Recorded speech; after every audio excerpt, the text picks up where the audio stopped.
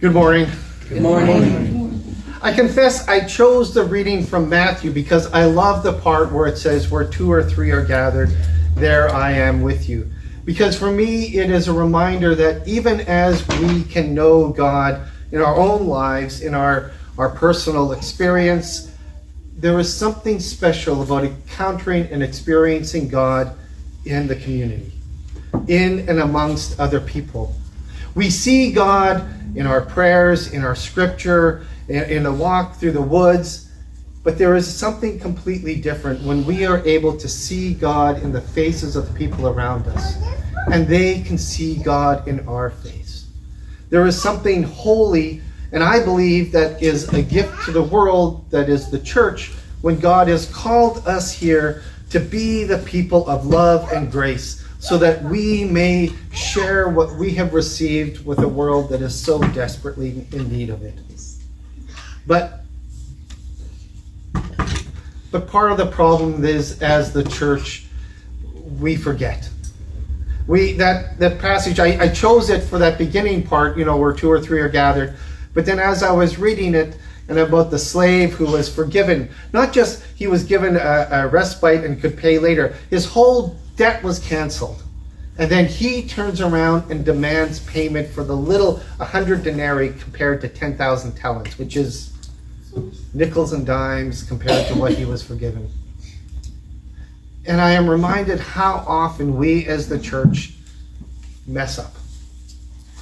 We are here not because we are holy, because we are better, not because we have deserved it, not because we have earned this. We are here because we have been forgiven. Because everything that we have been given as a gift out of the love and the grace of God. We haven't earned this. This isn't something that we did all the work in and checked all the boxes and now is our just reward. This is given to us because we are loved. And that love has set us on a new life. The problem is that we get so caught up in with what we have received that we at times then think that it is ours, and we become entitled. We become righteous, but we also become self-righteous in thinking that somehow we have brought about the grace that we have been given. And we haven't. We have simply need to receive the love that is given to us, and in so doing, we have to remember, and I don't usually try to use strong words like have to, but we have to remember that we are called to share this love and grace with everyone else. We have been given it as a gift, and as a gift we are called to share it with absolutely everyone. And if we forget, if somehow we forget that love and grace is at the essence of who we are called to be, that as the body of Christ and as a gift to this world, if it's not about love and grace, then we've lost our way. Then we're going off down some other path, and we need to stop, reevaluate, and find again our home that is there as the gift from God. But when we remember it, when we remember why we are here, and when we are able to embrace that and share it, the church is still a thing of beauty. I know that the church is messed up all over the place, all the time throughout history. Our humanness has often made a mess of it. But the church has also at times been that place that opens its doors and welcomes those who have no other place to go. Who welcomes the bizarre, the weird, the funny, who throws open the door and says, here is my grace. Come and receive it. And when we do that, then we're amazing. Then we become truly the gift from God. Growing up in a small town, one of the things I realized before the time of internet, before we were so well connected with the world around us, that when you grew up in a small town, you had weird people in that small town. You had people that were just What are you looking at me for, Chloe? I say weird people, and then you just stare at me and smile. I'm going to let that go. But we had bizarre people that had weird nicknames and who did just stuff that would make you scratch your head. Yeah, people who wore purple velvet pants in the middle of the day when everyone else is wearing jeans or something. And those people fit because they belonged. You weren't excluded because you were different. You were just simply seen. It's not that your difference was ignored, but you were still seen as part of the community, part of the group. And in the church, you would have people who were all sorts of different bazaars, and they would come, but they were your bazaar. They were your weird. And just as the church put up with you, you put up with them. It wasn't always that way, but it had more of that feeling of everyone who came belonged because they were there. And that really is how we have been called to be. It is because when we belong with a group of people, we are able not only to help and contribute and share what we have, but we are able to receive the gifts that they give. Last Saturday night, I was struggling. I was sick, and I did not want to. There was supposed to be an ETA. It was a guy who was coming out.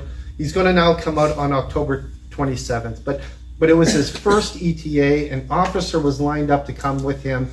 And this was a big deal to get him finally out on an ETA and to get him here. And he didn't want any other ETAs, and I was not going to mess it up. I was not going to be the one that didn't let him come out because I was sick. And all Saturday night, I didn't sleep.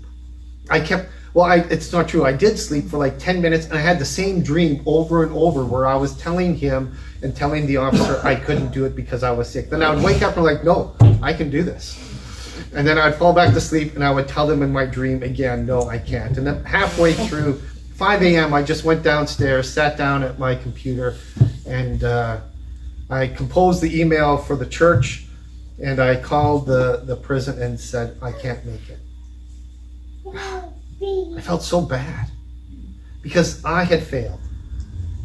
I had let them down. I let you down on no notice whatsoever on a Sunday morning. Oh, by the way, I'm not showing up. I had my sermon ready, but I wasn't going to come. And then I got an email from Marty that said, hey, because I sent him and I think it was Sandra who was in charge of music. I sent them an email first to give them like a 30-second heads up before I let the congregation know. And Marty right away said, you're talking about Esther. I love that book. I am starting to put something together. Don't worry. Stay home, get better. And it was this sense of I'm being cared for. And I realized that before that, it had been my own sense of arrogance, my own sense of, oh, I can do this, I have to do this. And Marty's simple email just lifted all of that off me and said, rest. And when I got to the prison later on in the week, and I went and I talked to the inmate, and I said, I am so sorry. He goes, no, you were sick. What? I wouldn't have wanted you to come and get me sick, he says. He says, and if I was sick, I wasn't going to go. He says, no, it's okay. And it's amazing what it feels like when you receive the grace and the compassion and the love of others. And it calls me to be better. It calls me to remember that because I have received this grace so freely given, how can I not so freely give this grace to others? How can I think that somehow I am entitled to it when it was just a simple gift that was given to me? And how can I withhold it from anyone else? To love, we have to be willing to be loved. To forgive, we have to be willing to be forgiven. And that's what makes the church so amazing. This is the place where with all these bizarre and weird people, we have a lot of guests together, and you might not know it, but this congregation is weird. But but it's the place where we get to practice sharing love and grace with one another. And we do practice, and sometimes we get it wrong, and so we try again and again and again. But this is the place where we practice so that when we get out there in the larger world, we're hopefully better at it. And if not, we come back here and we try again, and we practice again with each other. Marcus was sick for a long time in the hospital. In fact, at many times Marcus thought he would never leave the hospital. And in some of those dark nights when he was there with the nurses coming and going and all the lights flickering, Marcus discovered that actually he was a very spiritual person. And he started to talk to God. And then he started to pray and to read, and suddenly his faith became that pillar that got him through the dark times in the hospital and filled him with hope and filled him with a sense of peace. So that by the time Marcus got out, he had talked with God so much, and he had said to God, maybe I should belong to a church when I get out so that, and he felt the words of God saying to him, yes, because you have something to give to the church. And the church has something to give to you. So after Marcus was out and he had recovered a bit, he got into his car, and on a Sunday morning, he decided he was going to go to the closest church and he was going to attend. And he pulled up, walked into the doors, and the first man that greeted him said, "You can't sit in that pew and that pew because those are taken. And that pew, you can sit in the back, and we don't have any extra hymnals, so you'll just have to follow along." And Marcus was so turned off by this angry usher. He didn't know that the usher was having a bad day and he was filling in for someone. He didn't care. The usher had a responsibility, and he felt so bad, he just walked out of the church. And he wrote that church's name on a list, and he crossed it off. And the next Sunday he went to a different church. And the Sunday after that he went to a different church. And a different church. And a different church. And every one of the churches he went to was kind of just weird. One of them, they all sang off key as if that was on purpose. And he could never relax. He was terrified the next time a hymn would come in. And one congregation, they parked in a weird way. And another congregation, this old man fell asleep beside him and snored the whole time. And every single congregation, and he had this whole list of 25 congregations that he had gone to, and how every single one of those congregations were flawed. This one congregation he went to, their church, it used to be a liquor store. So he just could not get past the fact that he was sitting in a liquor store and like, no, I can't do this. And so he kept just crossing all of these churches off. And then one Sunday, he was talking to God as he was praying. He says, "You know what, God, I tried. I can't find a church that I think, is a real church." And as he's driving, suddenly his engine cuts out. And he pulls over to the side of the road and smoke starts coming out. And he's like, "Oh boy, this is what happens when I say I'm not going to go to church." And a vehicle pulls up behind him almost like 30 seconds after that. And this guy gets out and he's all dressed up. And he sticks his head into the window and he says, "Do you need help?" And Marcus says, "Look, I don't know. You just started doing this." And the guy says, "Hey, I'm a mechanic. If you pop your hood, it might be something simple and we can get you going right back." Marcus says, "Yeah, but you're all dressed up. I'm guessing you're going to church." The guy says, "Look, my wife is the minister. They're not going to start without us. Don't worry. How would it be if we showed up at church and we left you stranded? We can't do that." And Marcus says, "Oh, okay." And he pops the hood and this mechanic gets there and he, 2 minutes later, puts the hood down and says, "You're all good to go." And Marcus says, kind of timidly, he goes, Can I follow you to your church?" The guy says, "Of course you can." And Marcus says, That's fantastic. Thank you."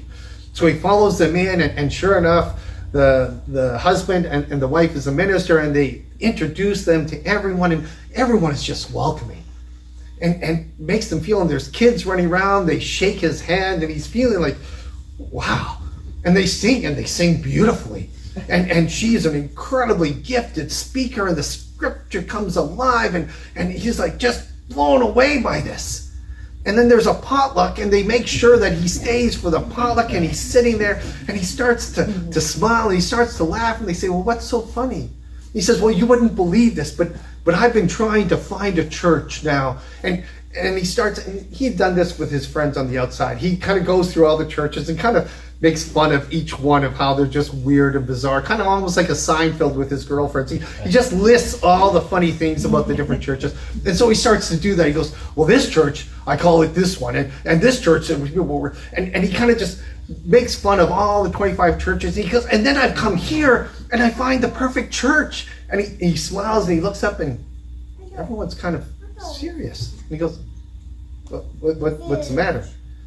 And in a very kind and gentle way, they tell him, look, we're very grateful that you're here and that, you're more than welcome to become a part of us. But we don't criticize others here.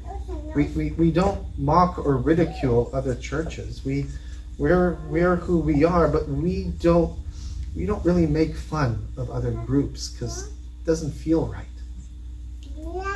And Marcus realizes that he is in the perfect church. That these people are about as holy and perfect as you're going to get, and he has absolutely no business being in this building because these people are far too perfect for him. And he heads out, and the next Sunday he goes to church number 18, the one that did the weird parking and had the one guy that fell asleep, but he thought, this is the church for me because I belong in a church with broken people just like me. And that's what we have here. We have a church filled with broken people. We have a church that has to remember that we are loved because God has chosen us, not because we have deserved it. We're an imperfect church for imperfect people. And that actually is what makes it so beautiful. That is where the wonder and the essence and the holiness takes place. Not because we deserve it, but because we have received it and share it freely.